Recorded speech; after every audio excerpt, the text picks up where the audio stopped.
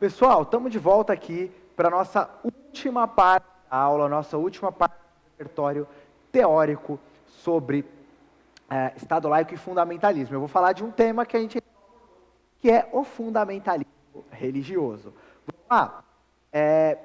Para tentar explicar o fundamentalismo religioso, eu acho que é relevante, eu acho que é interessante, que eu passe para vocês 3 características básicas do fundamentalismo religioso. Característica básica número 1. Todo fundamentalismo é maniqueísta, ou seja, divide o mundo entre bem e mal. Então, por exemplo, eu sou corintiano, fulano é palmeirense. Eu não acho que ele é mal por ser palmeirense. Ele simplesmente tem uma escolha diferente da minha. Eu sou ateu, vocês têm sua religião. Eu sou católico, eu sou protestante, eu sou kardecista, eu sou umbandista, eu sou judeu. Cada um tem a sua religião e eu não acho que você é bem, mal, menos ou mais por ter religião, por não ter ou por seguir determinada crença. O fundamentalismo não vê as coisas dessa forma. E isso vale não só para a questão religiosa, para a questão política também, galera. Todo fundamentalista vê o outro como mal. Ele não consegue enxergar que a outra pessoa tem opiniões diferentes. Vou dar um exemplo. Hoje mesmo eu vi um debate muito interessante no café da manhã sobre os impactos econômicos da Covid-19. Entre 2 economistas que eram completamente antagônicas, a Laura Carvalho e uma economista da FGV. A Laura Carvalho é da UFRJ do Rio e uma economista da FGV. Uma é mais keynesiana, outra é mais liberal. Nenhuma das duas tratou a outra como se a outra fosse o lado mal da história. Pelo contrário, o debate foi muito polido, muito educado, e as duas concordaram em muitas coisas. E eu vendo o debate, claro, eu tenho uma simpatia muito grande pela Laura, mas a economista da GV falou coisas que eu acho muito relevantes, muito importantes. Então, o maniqueísmo, tratar o outro lado como se ele fosse mal, como se ele fosse necessariamente errado, ele é muito ruim, ele não agrega, ele não completa o debate político. E todo fundamentalista faz isso. Ele traça uma linha no chão e fala, eu sou bom, e o outro lado é mal. Além disso, não basta que eu ache o outro lado mal. Todo fundamentalista é combativo. O que significa isso? O outro lado é mal e a minha função na Terra é acabar com ele. A minha função nessa existência é acabar com a existência do outro. Então, ele não se conforma em ficar de boa, ele não se conforma em ficar tranquilo, ele não se conforma que o outro possa existir de maneira correlata a ele, e ele vai e acha que ele precisa destruir o outro. E por fim, uma última característica do fundamentalismo é que o fundamentalismo é identitário. O que significa isso? O fato do fundamentalismo ser identitário. Todo fundamentalismo e o fundamentalismo colabora para a formação da nossa identidade. Vou dar um exemplo. Imagina a sua sala de cursinho. Imagina. A sua sala de cursinho tem 80, 100, 120 alunos. Você vai chegar até o final do ano e provavelmente não vai saber o nome de muitas das pessoas que estão ali. Muitas das pessoas que estão ali vai passar o ano e você não vai nem saber o nome. Agora imagina que na sua sala tem uma pessoa que, eu não vou radicalizar e falar que é do Estado Islâmico, mas uma pessoa que seja terraplanista. Você percebe que a partir do momento que essa pessoa levanta a mão na aula do Pedro, ou na aula de geografia, ou na aula de física e fala, professor, eu acho que a Terra é plana, a sala inteira vai saber quem é. Aquela pessoa que não era ninguém, aquela pessoa que não era conhecida da sala, a partir daquele momento, todo mundo vai saber quem é, ou seja, ela ganhou uma identidade.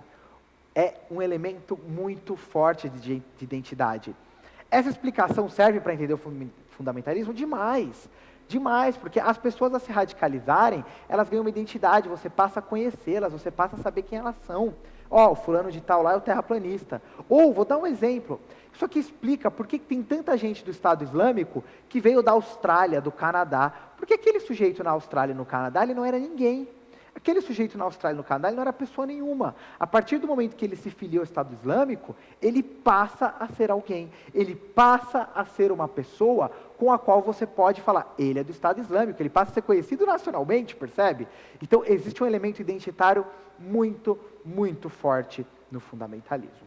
Então, esses 3 elementos são legais para você articular na sua redação em forma de argumento. Além disso, eu vou começar agora, eu vou usar uma explicação um pouquinho mais filosófica.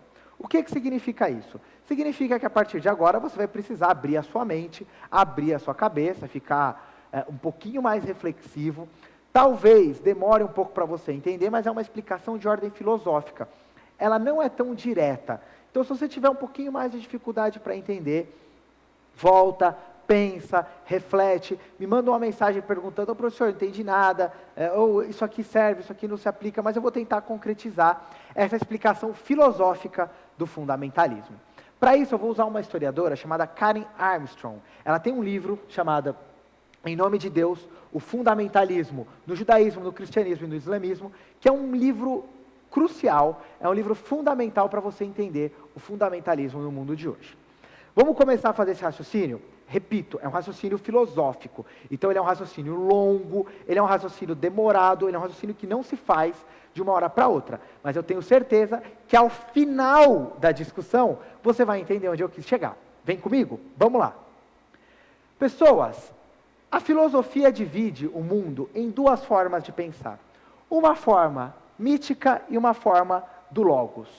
O que é o logos? Vou começar pelo mais fácil. Uma aula de cursinho, uma aula de colégio é o logos.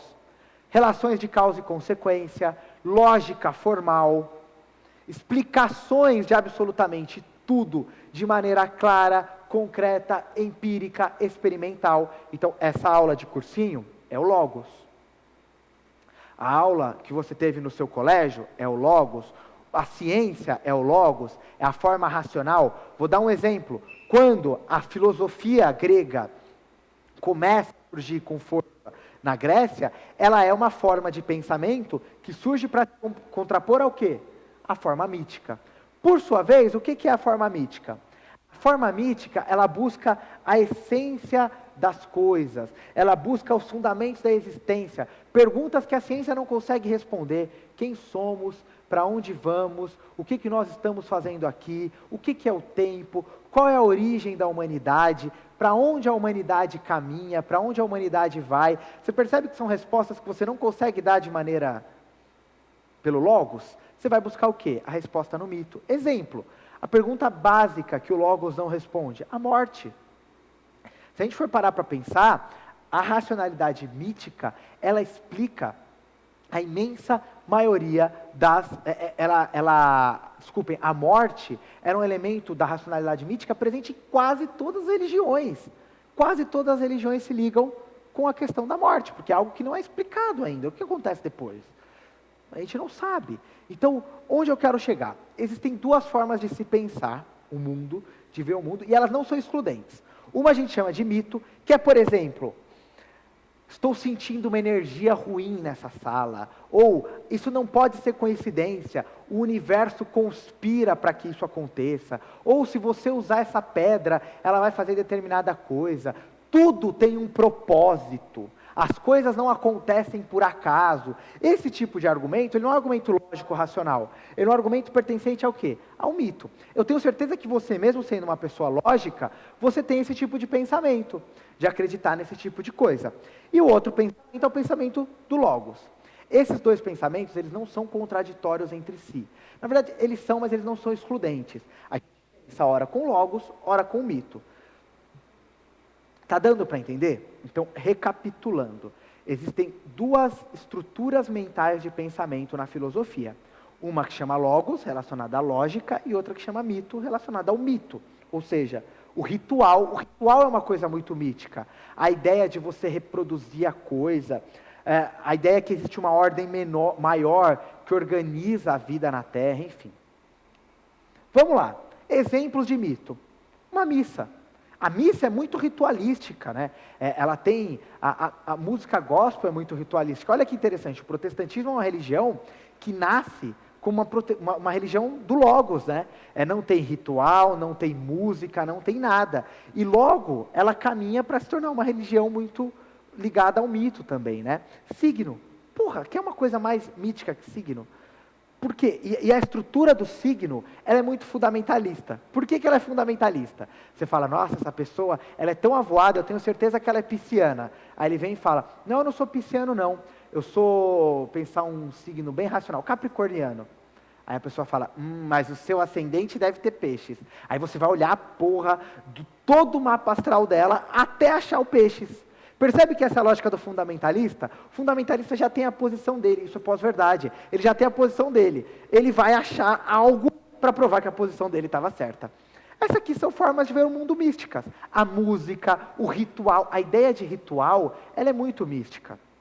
De cantar, do sensorial, de ouvir, de estar em comunhão com outras pessoas. Porque, galera, se a religião fosse lógica, no sentido que o Lutero propôs, ou no sentido científico, a missa seria assim, todo mundo senta nas cadeiras, igual vocês na aula, vamos estudar a Bíblia. Galera, aula aqui, ó, tal, tal, tal. Mas não é. Por quê? Porque ela tem um caráter mítico. Onde eu estou querendo chegar? Você já vai entender. Calma lá. Bom, vamos lá. Aqui tem um trecho do Jean-Paul Sartre, um filósofo existencialista da década de 60. Resumindo, o que o Sartre diz nesse trecho, que eu vou deixar aqui para vocês, eu vou pedir para enviarem o material para vocês, e ele diz o seguinte: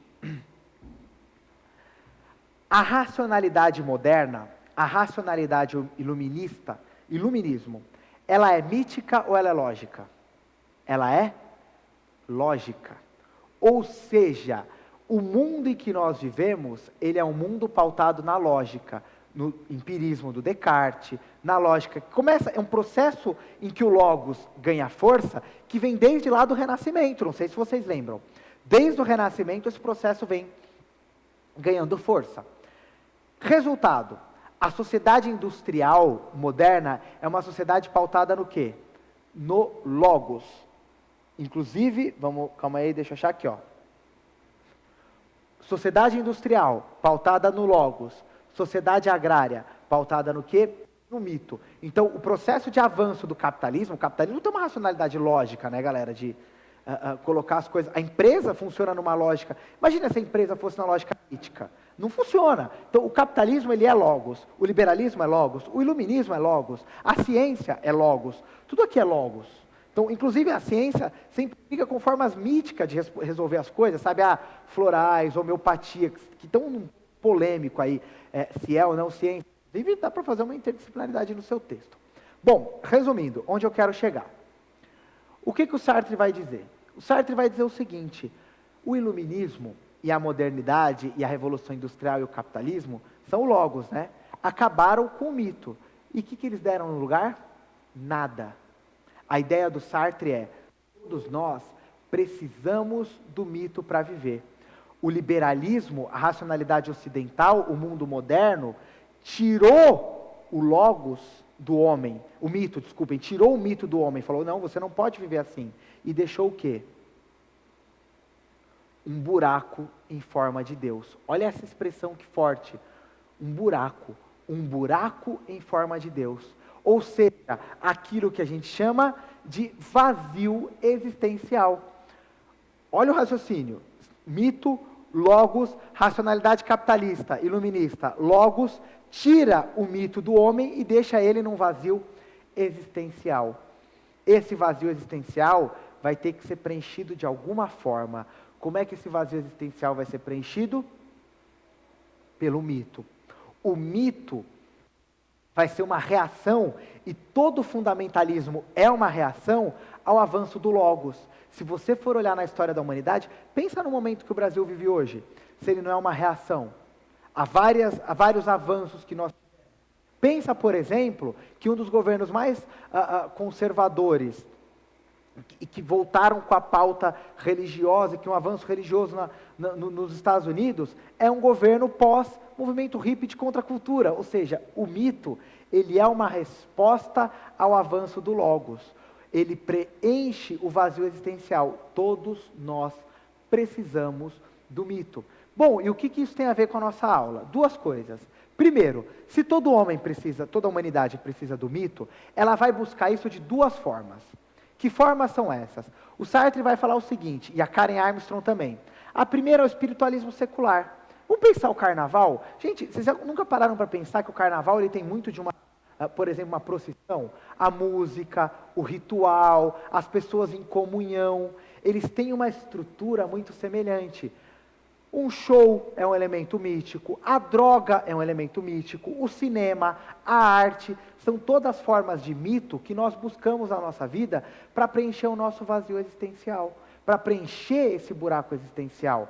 Eles têm um elemento de ritual, de acontecer na mesma época do ano, de envolver pessoas, da música, do sensorial. Gente, isso aqui tem muito mais a ver com um culto, por exemplo, do que a gente imagina. É isso que a Karen Armstrong está dizendo. Esse é o primeiro ponto. Mas o segundo ponto é o seguinte: por que se associa, então, o terrorismo e o fundamentalismo com o Islã? A Karen Armstrong tem uma tese. A tese dela foi o seguinte: a culpa é do Ocidente, porque lá no neocolonialismo, o Ocidente vai chegar como com o Islã? Como um rolo compressor, destruindo milênios de cultura e falando, não, você vai ser assim. Você vai agir da maneira que eu quero, você vai se comportar da maneira que eu quero, você vai tirar esse véu, você vai tirar esse elemento e você vai agir da maneira como eu gosto. Qual que é a resposta? A resposta é radicalizar. Por quê? Porque eles estão perdendo a identidade. Vou te dar um exemplo concreto que eu acho incrível para você entender onde eu quis chegar. O uso do véu. Vocês sabiam que até o neocolonialismo, o véu não era comum nos países árabes? Nos países de maioria muçulmana? Não era. O que acontece? Começa um processo de colonização. Começa um processo no qual o muçulmano vê a sua cultura sendo destruída. O que ele vai fazer? Ele vai tentar marcar posição. Ele vai tentar marcar visualmente quem é muçulmano e quem não é. O véu nasce com uma resistência cultural. E acaba como um elemento identitário. Eu sou muçulmano, eu uso véu. Eu sou muçulmano, eu tenho determinada prática. Olha que interessante, olha que incrível. Várias práticas que nós consideramos práticas estranhas, não ocidentais, por assim dizer, são práticas que nascem como uma resposta a esse rolo compressor do logos. Como é que a gente resolve o problema de fundamentalismo? De várias maneiras. A partir disso, com tolerância, aceitando que as pessoas tenham a sua religião e não impondo a racionalidade ocidental a todo mundo. Outra forma de se compreender essa coisa é perceber que as pessoas precisam ter liberdade religiosa, é perceber que as transformações sociais elas não acontecem por imposição, e quando a gente impõe, o resultado é o que acontece aqui.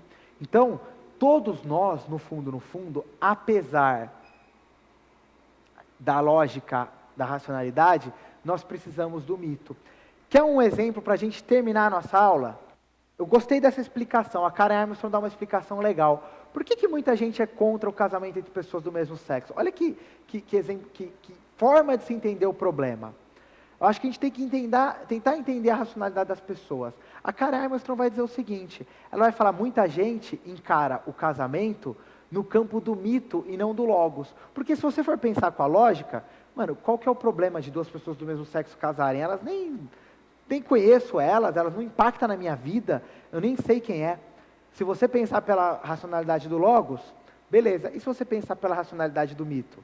O casamento ele é um mito, ele é um ritual que envolve as pessoas há muito tempo, é uma tradição milenar, que tem a música, que tem o ritual, que tem a comunhão entre as pessoas. Então, qual que é o problema? Você não está mexendo do ponto de vista do logos, você está mexendo do ponto de vista do mito. É por isso que as tradições elas se perpetuam por si só, porque as pessoas vão falar, não, isso aqui é uma tradição, você não pode acabar, por mais que o logos mande acabar. As faculdades têm muito isso, com o trote, por exemplo, não, o trote não pode acabar, por mais que o logos fale, o trote tem que acabar, o mito, vocês vão ver várias formas míticas na faculdade, tradições na faculdade com o trote, com vestimenta, com rituais, com datas, e vocês vão ver como isso é importante, como isso gera uma identidade. Galera, o elemento identitário é fundamental para compreender isso aqui. Estão tentando sobreviver com a identidade. Quando você estiver na faculdade, uma torcida organizada é um elemento identitário de pertencimento à sua religião. Enfim, acho que é uma forma mais tolerante da gente enxergar esse problema que é complexo. Beleza? Galera, espero que todas essas 3 aulas tenham te ajudado, tenham contribuído para você conseguir formar o seu repertório. É um repertório difícil, mas acho que você não vai ter problemas. Beleza? Até daqui a pouco a gente se encontra muito em breve. É isso, beijos, tchau galera, até a próxima.